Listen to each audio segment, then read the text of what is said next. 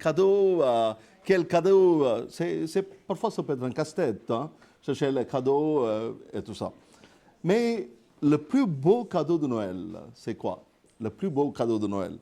À cette période de l'année, tout le monde est occupé par la célébration de Noël. Parfois, j'ai l'impression que nous sommes trop occupés pour prendre le temps de réfléchir à ce que nous célébrons et à la raison de notre célébration.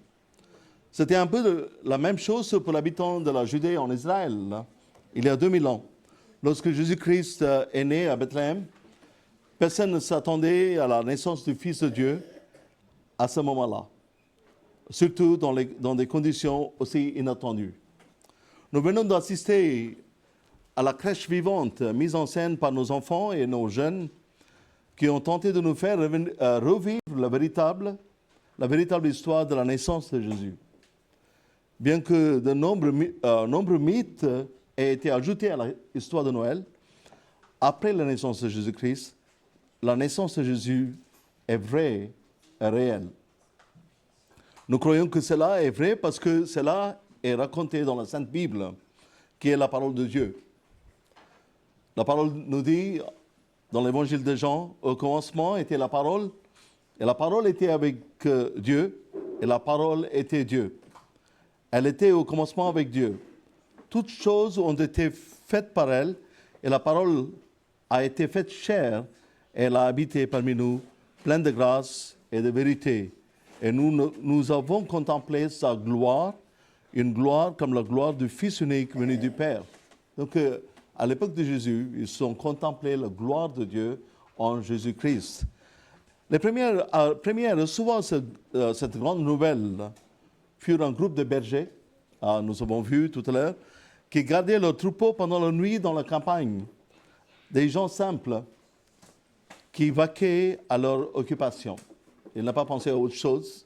Et simplement, ils vaquaient à leur occupation, qui ne s'attendaient pas à l'arrivée d'un ange venu leur annoncer cette bonne nouvelle. Permettez-moi de vous lire le passage de la Bible. On a lu ce matin aussi, et aussi maintenant. Je lis de Luc, chapitre 2, de versets 8 à 14. Il y avait dans cette même contrée des bergers qui passaient dans la champ les veilles de la nuit pour garder leur troupeau. Et voici un ange du Seigneur leur apparut, et la gloire du Seigneur resplendit autour d'eux. Ils furent saisis d'une grande frayeur, mais l'ange leur dit, « Ne craignez point, car je vous annonce une bonne nouvelle, qui sera pour tout le peuple le sujet d'une grande joie. C'est qu'aujourd'hui, dans la ville de David, il vous est né un sauveur, qui est le Christ, le Seigneur. Et voici à quel signe vous le reconnaîtrez, vous trouverez un enfant emmailloté et couché dans une crèche. Et soudain, il se joignit à l'ange d'une multitude de l'armée céleste, louant Dieu et disant, gloire à Dieu dans le lieu très haut, et paix sur la terre parmi les hommes qu'il a agréés. Le plus beau cadeau, le cadeau de Dieu pour vous, mais l'accent sur le cadeau profond que représente Jésus-Christ, expression ultime de l'amour de Dieu. En réfléchissant au passage ci-dessus, cela met en évidence la manière dont le Christ apporte le bonheur à un monde qui souffre, l'espoir de la vie éternelle et l'harmonie dans un monde rempli de divisions. À travers le prisme des traditions de Noël, le message nous encourage à déballer le plus beau cadeau qui soit, le cadeau de Jésus, et à embrasser la joie, la paix et le salut qu'il offre à tous ceux qui viennent à lui pour être sauvés. Dans le récit de la naissance du Christ, nous voyons que les mages venus d'Orient ont apporté des cadeaux et adoré l'enfant enveloppé dans des langes. Jésus, le Fils de Dieu, est le don de Dieu qui offre la vie éternelle à tous ceux qui croient en lui. La venue de Christ prouve que l'amour de Dieu atteint même ceux qui se sentent indignes. Le cadeau personnel de Dieu pour vous et pour nous tous. Dieu se rend personnel c'est qu'aujourd'hui, écoutez ce qui est dit, c'est qu'aujourd'hui, dans la ville de David, il vous est né un sauveur qui est le Christ, le Seigneur. Il est la plénitude de plus grand cadeau qui soit, le sauveur de tous les peuples. Le sauveur est celui qui délivre, celui qui protège, celui qui préserve de manière continue et éternelle, sous tous les aspects. Le Christ pour tous les peuples, loin de Dieu. Christ, ça veut dire loin de Dieu. Le Seigneur pour tous les peuples, le souverain et l'autorité suprême, le titre d'honneur le plus élevé auquel on peut appartenir. Un enfant qui est le Sauveur vous est né aujourd'hui, enveloppé dans les langes, couché dans une mangeoire pour animaux. Comme cela a dû paraître remarquable, que fait un bébé aussi royal dans un cadre aussi humble? Et nous, quand un cadeau est donné, mais j'espère que vous recevez le cadeau dans votre vie, mais on ne garde pas le cadeau sans déballer le cadeau. Hein? Surtout les enfants, ils vont tout de suite déballer le cadeau. Et aujourd'hui, les jeunes, ils sont en unboxing. Je ne comprends pas. Hein? Mais dire que unboxing, c'est un événement qu'on devrait dire le cadeau tout de suite, tout le monde regarde. Mais imaginons qu'on n'a jamais ouvert le cadeau que Dieu a offert. Dieu a offert un cadeau incroyable. Donc, déballer le cadeau. Aujourd'hui, nous allons déballer le plus beau cadeau qui soit, offert par le plus grand amour qui soit. Voici des bergers qui vivaient dans les champs et gardent leurs troupeaux. Ils n'ont rien de spécial ni de différent. Ils étaient de simples bergers. Hein. Nous ne connaissons même pas leur nom, ni leur croyance. Ils font simplement ce qu'ils ont toujours fait. C'était un jour comme un autre jour. Mais soudain, Dieu fait irruption dans leur quotidien. Il les enveloppe de sa gloire et la gloire du Seigneur resplendit autour d'eux. Il est donc plus grand que tout ce que nous pouvons rencontrer dans notre vie. C'est une révélation très puissante. Les bergers ne le méritaient pas. Hein? Ils ne l'avaient pas gagné, mais grâce au grand amour de Dieu, ils ont fait cette expérience. Comme nous le savons tous, nous méritons un salaire pour notre travail. La rémunération de nos efforts, il est proportionnel à notre mérite. Et la Bible nous dit que le salaire du péché, c'est la mort. Mais le don gratuit de Dieu, c'est la vie éternelle en Jésus-Christ, notre Sauveur. Au contraire, un don est un don. Ce n'est pas quelque chose que nous méritons. Oh, avec les humains, c'est un peu comme ça, n'est-ce pas? Mais Dieu s'est donné lui-même pour nous alors que nous étions encore pécheurs. Dieu, il nous a fait un cadeau quand nous ne méritons pas ce cadeau. Quand nous étions encore pécheurs, Dieu, il est descendu en Jésus-Christ, dans son Fils Jésus-Christ. L'ange du Seigneur leur parle directement. Ils ont dû ressentir tant d'émotions. La peur est une réaction très débilitante. Pourtant, l'ange du Seigneur s'adressait à eux. En déballant le cadeau, leur peur s'est dissipée, leur permettant d'en recevoir toute la plénitude de Fils de Dieu. La bonne nouvelle est riche de sens. Grâce à son amour et sa bonté, Dieu accomplit ses promesses. Le moment est venu où son royaume s'installe, la réalisation des bénédictions messianiques qui avaient été promises.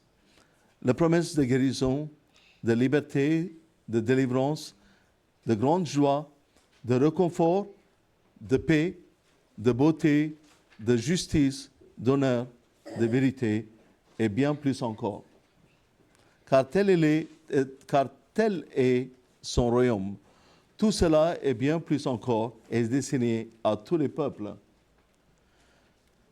Et c'est non seulement un cadeau de Dieu, mais c'est un cadeau personnel pour vous et moi. Alors Dieu se rend personnel. Aujourd'hui, un sauveur vous est né. Aujourd'hui, un sauveur vous est né. C'est le Christ, le Seigneur. Il est la plénitude du plus grand cadeau qui soit, le sauveur de tous les peuples. Le sauveur est celui qui délivre, protège, préserve de manière continue et éternelle sous tous les aspects. Et le don de paix, ce cadeau, c'est un don de la paix. En Luc, dans le même passage, le verset 13 à 14, « Et soudain, il y a eu avec l'ange une multitude de l'armée céleste, louant Dieu et disant, « Gloire à Dieu dans le lieu très haut, et paix sur la terre parmi les hommes qui l'agréent. » Paix sur la terre envers les hommes, paix avec Dieu, paix avec les autres, paix dans l'esprit, le corps et l'âme, harmonie parfaite, sécurité, sûreté et repos. C'est la paix. Le désir de paix est présent dans toutes les cultures. Paix dans l'esprit, le cœur, l'âme, les relations, paix parfaite, plénitude totale. Le don de Dieu, ce petit bébé, est celui qui donne tout cela. Une paix continue qui dépasse toute compréhension humaine. La paix est un don continu. C'est un don actif donné par Dieu le Père à travers Jésus le Fils dans son esprit qui est en nous. Lorsque nous disons oui à Jésus, nous disons oui à son esprit de paix. Cette paix ne peut nous être retirée. Dieu ne reprend jamais ce qu'il donne. Avec les humains, c'est parfois possible, n'est-ce pas? Nous offrons des cadeaux lorsque nous aimons quelqu'un et puis nous pouvons regretter notre geste lorsque l'amour prend fin. Mais avec Dieu, il n'en est rien. Il aime, donc il donne. C'est à nous d'accepter ce don et de mieux le connaître. Chaque jour, nous découvrons un peu plus son amour, sa vérité et sa puissance. C'est une paix parfaite. Sans Jésus, il n'y a pas de paix parfaite. Dans le monde, on parle tout le temps de la paix. En fin de l'année, on va souhaiter les gens la paix et le bonheur. Et sans Jésus, il n'y a pas de paix parfaite. Lorsque Jésus reviendra, une paix totale régnera non seulement dans nos vies, mais aussi sur toute la terre. L'harmonie parfaite avec le ciel et la terre sera rétablie. Et tout nous fera plus qu'un en lui. D'ici là, nous avons sa paix en nous. Oui, les tempêtes de cette vie peuvent tenter de nous priver de notre paix. En particulier, les relations avec ceux qui ne connaissent pas sa paix. La perte d'un être cher ou le fait de n'avoir personne à aimer ou qui nous aime peut être très lourd à porter. Bienveillance envers tous les hommes. Le Père prend plaisir à rassembler toutes choses en Christ dans une unité ou une harmonie parfaite. Son cœur désire que nous sachions à quel point il nous aime et que nous vivions dans la plénitude de son amour. Un tel amour ne peut être continu, il doit se répandre sur les autres. Le cœur du Père désire que tous reçoivent son don gratuit de lui-même, le plus grand cadeau de tous. Lorsque les anges les eurent quittés pour retourner au ciel, le cadeau a été annoncé. Lorsque les anges les eurent quittés pour retourner au ciel, les bergers se dirent les uns aux autres, « Allons jusqu'à Bethléem et voyons ce qui est arrivé, ce que le Seigneur nous a fait connaître. » Ils y allèrent en hâte et ils trouvèrent Marie et Joseph et le petit enfant couchés dans la crèche, à ce que nous avons vu dans le Sénat. On leur a parlé de plus beaux cadeaux qui soient et ils se sont réjouis que Dieu leur ait révélé cela personnellement. Ce n'était pas annoncé aux autres, c'était annoncé uniquement aux bergers par les anges. Et ils ont reçu ce message, ce cadeau, personnellement, de manière personnelle, alors que quand ils se sont précipités, ils commençaient l'incroyable aventure qui consistait à déballer ce cadeau.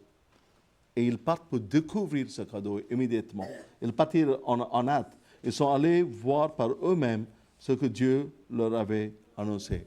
Ce que nous avons vu dans ce scénette, ce que nous avons vu, ils sont partis voir ce que c'est ce merveilleux cadeau de Dieu. Et nous aussi, nous devrions faire le même, de découvrir le cadeau de Dieu pour nous. Le verset 17 à 20, dans Luc chapitre 2, après l'avoir vu, ils racontèrent ce qui leur avait été dit au sujet de ce petit enfant. Tous ceux qui les entendirent furent dans l'étonnement de ce que leur disaient les bergers. Marie gardait toutes ces choses et repassait dans son cœur. Et les bergers se retournèrent glorifiant en louant Dieu pour tout ce qu'ils avaient entendu et vu, et qu'il était conforme à ce qui leur avait été annoncé. Donc nous recevons le message, nous découvrons le Seigneur, ce merveilleux cadeau de Dieu, et nous devrions réjouir. Et personne ne devrait partir d'ici sans se réjouir d'avoir reçu ce cadeau. Et ce don, le cadeau de Dieu, est éternel. Après avoir entendu parler de lui, ils ont vu et rencontré Jésus par eux-mêmes. Ils ont alors largement diffusé ce qui leur avait été dit à propos de Jésus. Tous ceux qui les ont entendus sont émerveillés. Les bergers sont répartis en glorifiant et en louant Dieu pour tout ce qu'ils avaient entendu et vu, comme cela leur avait été annoncé. Quand Dieu parle, cela se réalise. Le don éternel de Dieu lui-même en Jésus est le plus grand cadeau qui soit. Noël est la célébration de la plus grande intervention divine de l'histoire de l'humanité. Le moment où Dieu a incarné son amour dans la chair humaine et a donné son Fils unique pour racheter l'humanité. La naissance du Christ est plus qu'une tradition festive. C'est une réalité spirituelle qui a changé le cours de la destinée humaine. Avant la venue de Christ, l'humanité était prisonnière du péché, des ténèbres et de la séparation éternelle avec Dieu. Mais grâce à son don divin, Dieu a offert l'espoir, la restauration et le salut. Ce don ne nous a pas été accordé parce que nous le méritons, mais en raison de son amour inconditionnel seulement. Une fois, il y a très longtemps, j'ai entendu une histoire à propos d'une fête d'anniversaire pour un bébé qui s'est transformé en tragédie. Les parents qui voulaient fêter le premier anniversaire de leur premier enfant avaient invité leur famille et les amis à partager leur joie chez eux. Tout était prêt pour la fête. Les invités ont commencé à arriver dans leur petit appartement. Tout le monde était occupé à préparer la fête d'anniversaire du bébé et à presque oublier le bébé. Ça arrive souvent. Ça arrive souvent. On oublie pourquoi on fait une célébration. On oublie la raison de cette célébration. Et tout le monde était occupé. Il était en train de discuter, parler entre eux. Et il était occupé avec la préparation de la fête d'anniversaire du bébé et presque oublié le bébé. Au moment de couper le gâteau d'anniversaire, la mère est allée dans la chambre pour aller chercher le bébé qui dormait. Le bébé sans vie était dans son berceau, recouvert des manteaux des invités. Dans l'agitation des festivités, tout le monde avait oublié le bébé.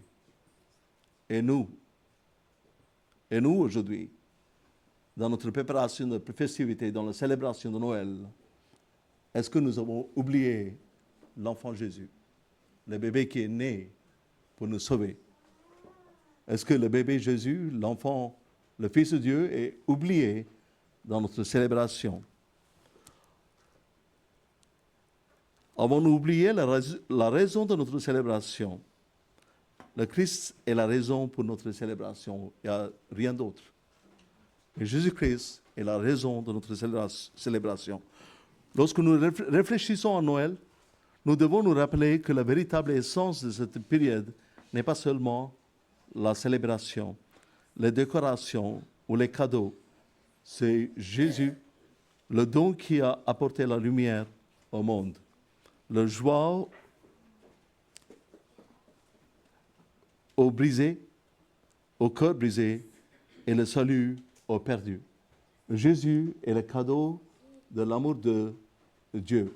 La naissance du Christ révèle la profondeur, l'intensité et la perfection de l'amour de Dieu pour l'humanité. Sa venue n'était pas un accident, mais une expression délibérée de l'affection divine. Car Dieu a tant aimé le monde qu'il a donné son Fils unique.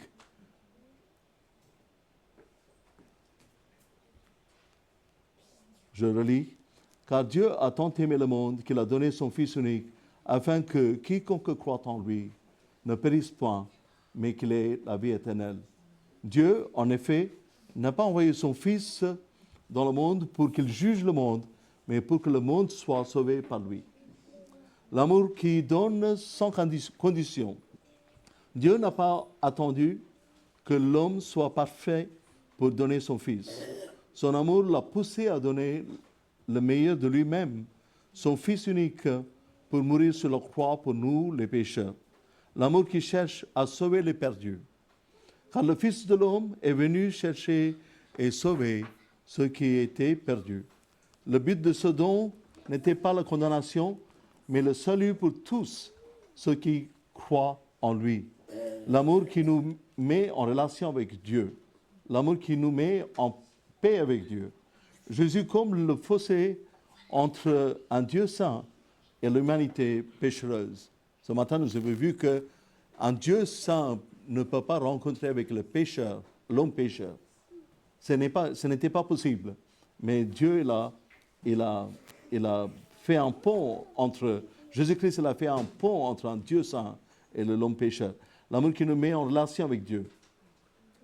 Au milieu de la célébration, ne perdons pas de vue le plus beau des cadeaux, c'est Jésus-Christ. Sa naissance est la raison pour laquelle nous célébrons le fondement de notre espérance et la source de notre joie. Comme l'écrit l'apôtre Paul dans 2 Corinthiens 9,15, « Grâce soit rendue à Dieu pour son don ineffable. » En ce Noël, célébrons-le et partageons son amour avec tout ce que nous rencontrons. Que Dieu vous bénisse. Amen.